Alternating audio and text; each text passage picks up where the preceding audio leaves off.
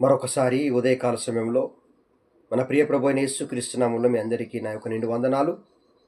నిన్నటి దినాన ఉదయకాల సమయంలో లూకాసు వార్త 18వ అధ్యాయము 10, 11, 12, 13 వచనాలను మనము చదువుకున్నాం. అక్కడ మనం చదువుకున్న మాట ఏంటి అంటే పరిసయ్యుని యొక్క ప్రార్థన, సుంకరి ప్రార్థన. దేవుడు పరిసయ్యుని యొక్క ప్రార్థన అంగీకరించలేదు, సుంకరి ప్రార్థన అంగీకరించాడు. ఎందుకంటే పరిసయ్యుడు తనను తాను హెచ్చించుకొని ప్రార్థన చేశాడు గనక అతని ప్రార్థన అంగీకరించలేదు. సుంకరి తగ్గించుకున్నాడు గనక తన ప్రార్థన అంగీకరించినాడని మనము గమనించున్నాం. ఈరోజు గనక ఉదయకాల సమయంలో మరొక మాటను మనం ఆలోచన చేస్తే మత్తయి సువార్త 6వ అధ్యాయము 5, 6 వచనాలు మనము ఆలోచన చేసినట్టయితే ఇక్కడ చక్కటి మాటలు రాయబడ్డాయి. 5వ వచనాన్ని చదువుతున్నాను. మరియు మీరు ప్రార్థన చేయనప్పుడు వేషధారుల వలె ఉండవద్దు. మనం ప్రార్థన చేసేటప్పుడు వేషధారులలాగా ఉండి మనం ప్రార్థన చేస్తే దేవుడు అంగీకరించడనే విషయాన్ని మనము ఈ మాట ద్వారా గమనించాలి. మరియు మీరు ప్రార్థన చేయనప్పుడు వేషధారాల వలె ఉండవద్దు, మనుషులకు కనబడవలనని సమాజ మందిరములోను వీధుల మూలల్లోనూ నిలిచి ప్రార్థన చేయుట వారికి ఇష్టము.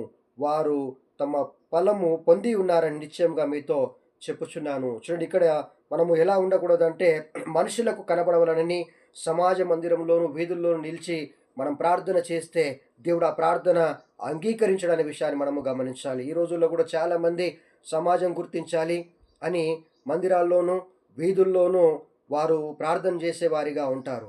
నువ్వు మనుషులను నిన్ను గుర్తించాల్సిన అవసరం లేదు, కానీ దేవుడు నీ ప్రార్థన అంగీకరించేదిగా నీ ప్రార్థన ఉండాలనే విషయాన్ని మనమందరం కూడా గమనించాలి.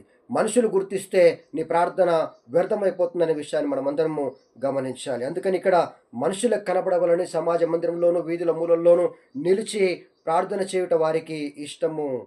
అలా ఉండకూడదని తెలియపరుస్తున్నాడు. ఇంకొక మాట 6వ వచనంలో తెలియపరుస్తున్నాడు. నీవు ప్రార్థన చేయనప్పుడు నీ గదిలోనికి వెళ్ళి తలుపు వేసి రహస్యమందున నీ తండ్రికి ప్రార్థన చేయము.